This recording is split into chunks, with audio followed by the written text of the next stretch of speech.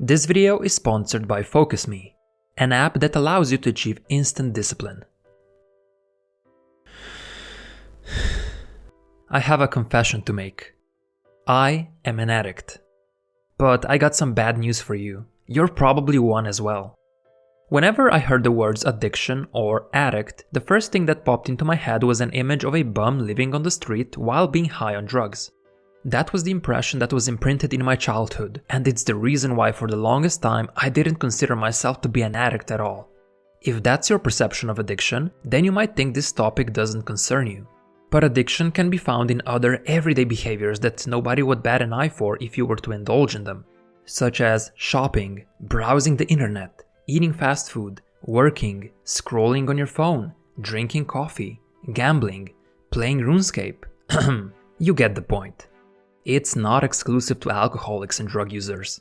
So what I'm going to talk about today is relevant to everyone because I believe most of us are addicted to something, even if we might not know or want to admit it.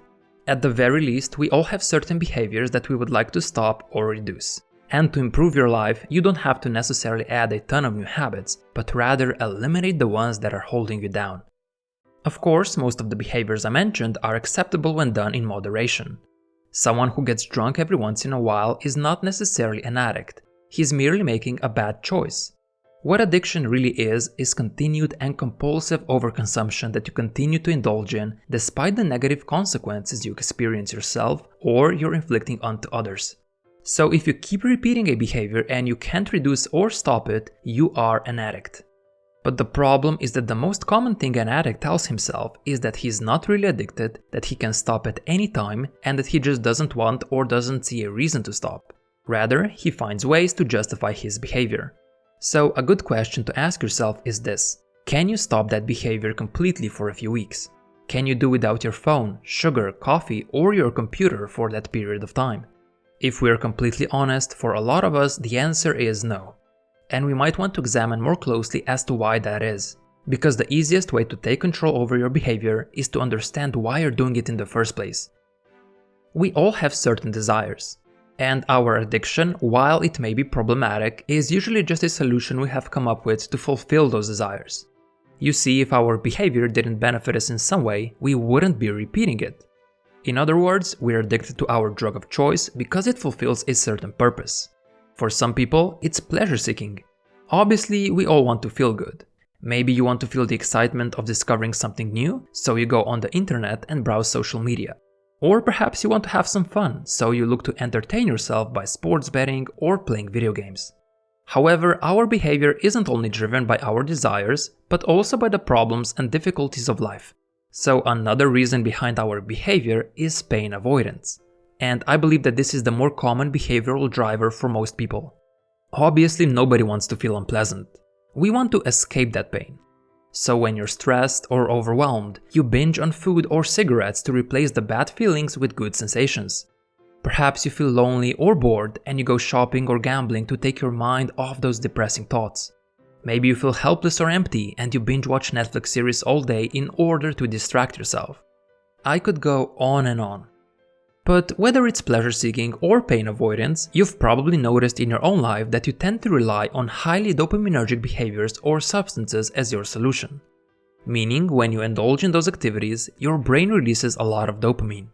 And as you may already know, dopamine is a neurotransmitter that is linked to motivation, craving, and drive. Whenever it gets released, your mood tends to elevate and you feel great. But the more dopamine an activity releases and the faster it gets released, the more addictive it is. So you have to be really careful here. While this strategy of indulging in highly dopaminergic activities might be effective for elevating your mood in the short term, it can make your life worse in the long term. In her book, The Dopamine Nation, Anna Lembke, who's an addiction expert and professor at Stanford University, describes a very important process.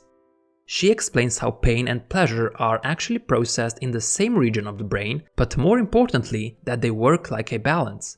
Which is something that I didn't know until recently, but is an absolutely crucial aspect to the way that we function in everyday life. Imagine that your brain contains a scale. When there's nothing on it, it's perfectly flat and balanced. However, when you indulge in a pleasurable, high dopamine activity, the balance tips. The more exciting the behavior, the more and faster it dips, the more pleasure you feel. But here's the thing about balance. It wants to remain level or flat. So every time it gets tipped towards pleasure, eventually a self-regulating mechanism that is not under your control kicks in order to bring it back to the level position it was in. However, it doesn't just stop at balance. Instead, the mechanism overcompensates and tips the scale all the way to the pain side for you to spend an equal time there as you did on the pleasure side. When this happens, you don't experience literal physical pain, but rather you might feel a sense of unease, like there's something missing. And what you feel are cravings for the thing that brought you that initial pleasure. You want to recreate that moment of enjoyment, or at the very least, try not to let it fade away. So what do? You push on the pleasure side again. You keep on scrolling, playing, watching, drinking, eating, or whatever you were doing. But there's a problem with that. When you try to recreate that previous high, that spike of pleasure, there are two key factors working against you. Firstly, there's something called diminishing marginal utility. You know how when you're hungry, the first slice of pizza tastes amazing? It's 10 out of 10. The second and the third one are still pretty good, but the sixth one is kinda meh. This happens with almost everything. The more you indulge in something, the less pleasure you derive from it. Secondly, over time, you build tolerance. If you're obsessively watching pornography, you will eventually require more extreme versions of it, otherwise it will stop being exciting. Or if you're a gambling addict, you'll feel the need to bet higher and higher amounts because lower amounts simply won't thrill you anymore. Your baseline will adjust and you'll require a more potent version. These two factors create a vicious cycle where you keep pressing on the pleasure side more and more while getting less and less pleasure from it. And if you keep giving into your cravings day after day, eventually you're not doing it for pleasure anymore. You're doing it just to feel normal, and you might not even realize it. Take a look at this graph here. It's another way to visualize the pain-pleasure balancing act that takes place. When you first indulge in instant gratification, you feel great due to a dopamine spike. But once the high wears off, it drops down and goes below the baseline. You feel a sense of unease and you crave more of your quote-unquote drug. So you indulge again, but by doing that, you're not letting the balance reset properly. Further indulgence then isn't as gratifying as it was at first due to diminishing marginal utility. But you don't want to stop, rather you want to recreate that high because of the cravings. So you keep using over and over and over, but you get to a point where you're no longer getting anything out of it, you're just using your drug to feel normal because you've developed tolerance and adapted. What used to make you feel good is now required for you to not feel terrible. And if you stop now, you'll have to face the withdrawal symptoms and feel irritated, distracted, anxious, or empty. All because the self-regulating mechanism wants to collect the debt that you racked up from binging on highly dopaminergic activities. And I believe a lot of us are stuck in this pattern. We've become slaves to our cravings and we can't really control our behavior, even if we think we can. So the big question is, how can we break this vicious cycle and take that control back? Unfortunately, it's very unlikely that you'll just wake up one day and suddenly stop your compulsive behavior out of the blue. However, there is a solution. It's actually really simple, but your addicted brain won't like it. That's why afterwards, I'll lay out a coherent plan to make the whole thing easier. The solution is to stop pursuing pleasure and abstain from your drug of choice for at least 1 month. That's it. I told you wouldn't like it. It's basically an extended dopamine fast or dopamine detox. And I know this might sound extreme to some of you as it requires a good amount of discipline, but it works really well and actually produces tangible results. I've done it myself to take control over my own unwanted behaviors, and it helped me eliminate most of the cravings for it. I'll explain why it's so effective later, because first I would like to share a step-by-step plan to achieve this 1 month of abstinence. Everyone might have the willpower necessary to resist their cravings for a couple of days, but 1 whole month is a completely different beast. So here's the plan. There are 4 components to it. First, identify your triggers. Second, optimize your environment. Third, find an alternative behavior. And fourth, try to do something difficult every day. Let's go through them one by one. Before and during your 1 month of abstinence, you should be analyzing your cravings. You need to find out what sets them off in order to better understand how to handle them. A few key questions that you could ask yourself are: how did I feel? What was I thinking about? Who was I with? Did I see something specific? What was I doing when the craving hit? What time was it? If you self-analyze carefully, you'll find that there are common patterns. You might find out that every time you're feeling bored or you're thinking about work, you get a craving to watch videos on your phone. Perhaps you'll notice that whenever you're hanging out with certain people or see a particular advertisement, you get an itch to drink or smoke. Or maybe every time it's 5 p.m. or whenever you're laying on the couch, you get a craving to play video games. Whatever your triggers are, you need to be aware of them, otherwise you'll be a slave to them forever. But once you know what they are, you can actually take control of your behavior simply by changing your surroundings in a way that doesn't trigger them. And that brings me to the second component, which is to optimize your environment. If you're constantly finding yourself in situations that make you want to use your drug of choice, that's a problem. Addicts who get treatment at rehabilitation clinics often start using their drug again once they return back home, even if they were able to completely abstain at the clinic. That's because they tend to come back to the same environment they left behind and all the triggers are still there. Same people, same places, same temptations, all of which leads to the same old patterns of behavior. That's why you want to distance yourself from things that induce cravings as much as you can, or at least optimize them to a degree you can control. But more importantly, what you also must do is create a barrier between you and your drug of choice. Even if you remove all the triggers, you'll probably still get cravings from time to time. And if the drug is always readily available, whenever you get a craving, you'll just binge on it. But if you have to jump through a lot of hoops to get to it, or even better, can't access it at all, you're less likely to indulge. And personally, creating a barrier was a key factor for me. I knew I wouldn't have the willpower to resist my desire to play video games and surf the internet all the time. So what I did was, I downloaded an app called Focus Me, which allowed me to completely block my game and the websites I was wasting time on. And it worked wonders. No matter how much I wanted to play or browse the web, I simply couldn't. It created instant discipline and I had to settle for doing some work instead. I've been using Focus Me for almost 2 years now and I highly recommend them. If you're someone who struggles separating work from play, they're your best bet. You get to decide which apps, programs or websites it blocks, for how long, on which days, etc. You can even block the access to your entire computer if that's what you need. It's fully customizable and overall it's really simple to use. Because I was so satisfied with them, I reached out to the Focus Me team and they were kind enough to sponsor this video. They even made a special offer for the channel viewers so you can try it out for 1 month, risk-free, if you use the link down below, which is perfect for your 1 month of abstinence. So if you need some extra discipline, make sure to check them out, and you also get to support this channel while you're at it. Now remember how I mentioned earlier that there is a purpose that your addiction fulfills? If you just flat out stop indulging, you will have certain needs that won't be met and you'll be left with an empty void. This is why I need a suitable replacement to fall back on, one that fulfills that same or similar purpose. So what is it that your addiction does for you? Does it ease your boredom? Satisfy your social needs? Does it help decrease stress?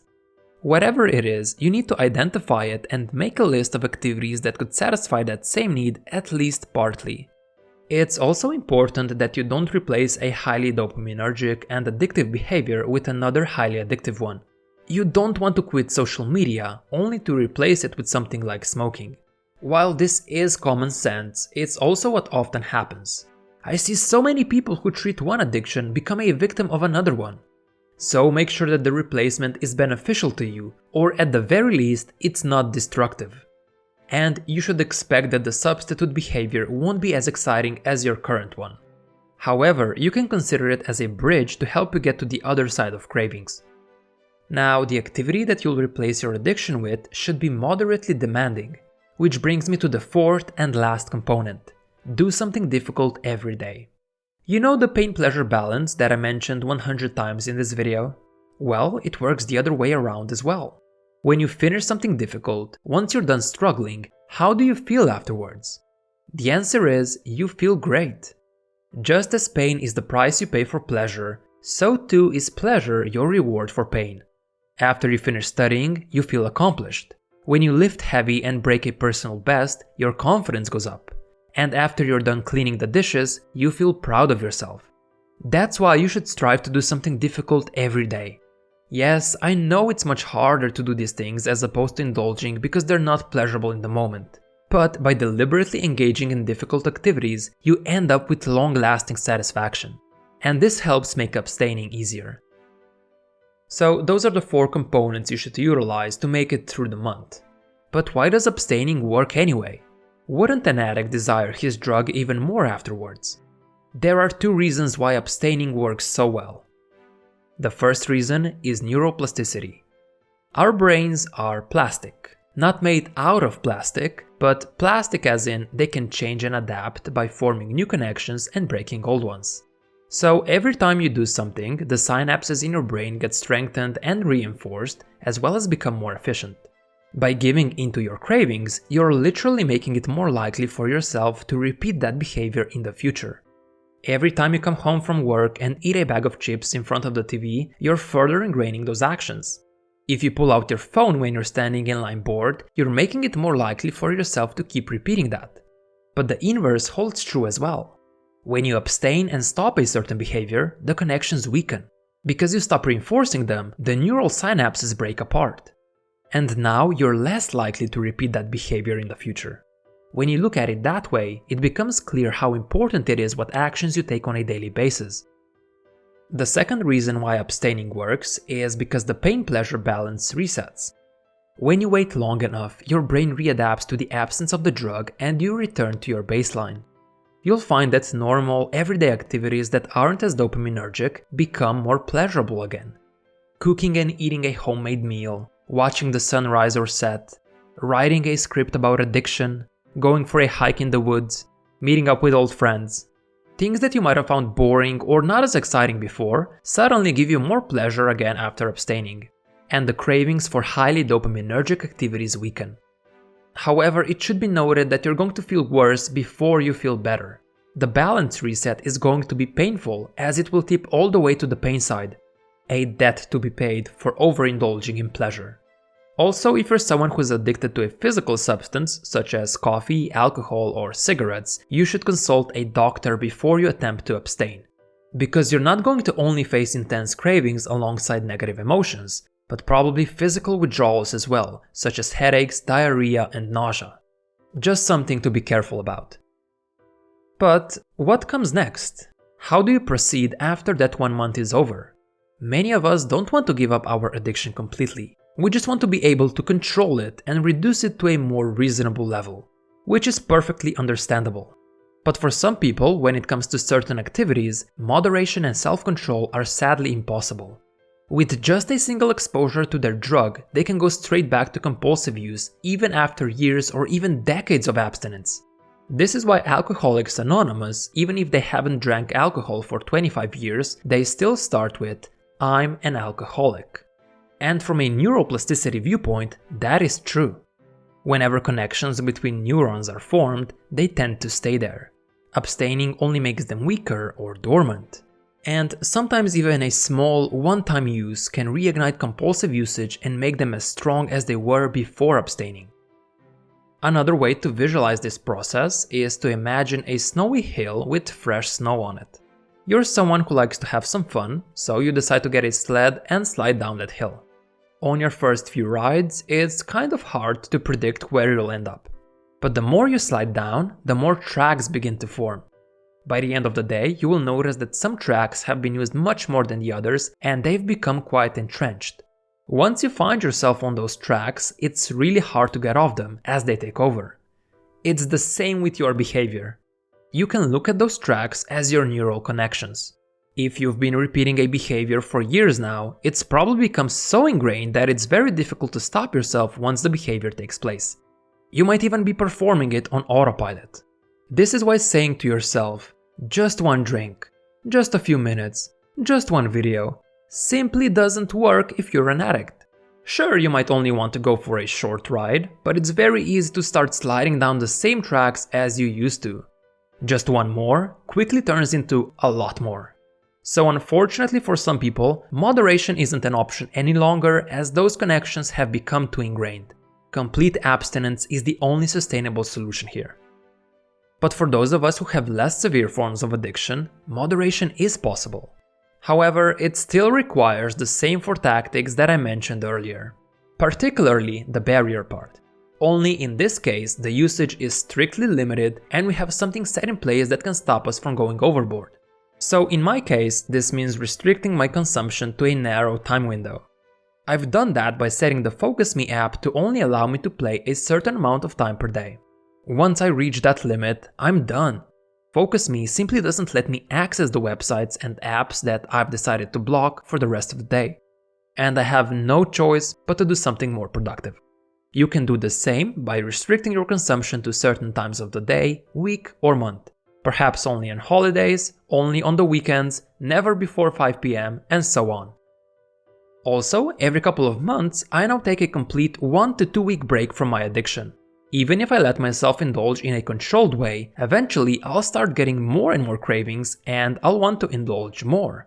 But by routinely abstaining for a week or 2, I weaken those connections and let the balance reset, not letting it go out of control. In that time, I always realize that I can do without my drug of choice as other, more useful activities take over, and the cravings weaken substantially. It might seem like I'm restricting my own freedom, but this actually allows me to enjoy my addiction in moderation while making the most out of it and not just mindlessly doing it out of habit. As you can see, I'm not advocating for you to not have any fun at all, but to be more mindful of the behavior you engage in on a daily basis, especially any activity that leads to large increases in dopamine. Remember, you're creating a path on a snowy hill. You don't want to be constantly repeating something that you don't want to be a part of your life.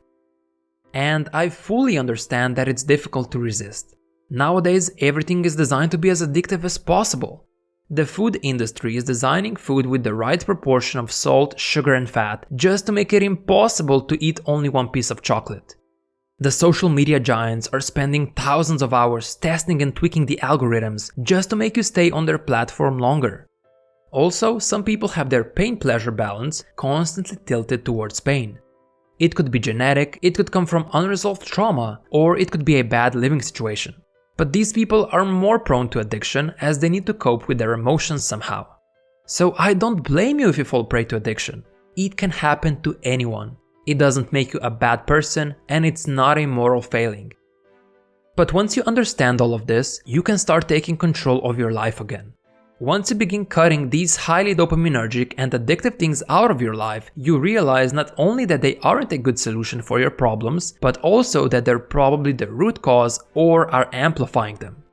So hopefully you follow the steps laid out in this video and challenge yourself to abstinence. Like I said in the beginning, you don't have to add a ton of new behaviors to get your life in order. Just get rid of the ones holding you down. That's how you become better than yesterday, by shedding away one addiction at a time. Thanks for watching. If you enjoyed this video, make sure to gently tap that like button. It helps the channel grow and I appreciate it a lot. And who knows, maybe making videos like this one will become my new addiction. See you in the next one.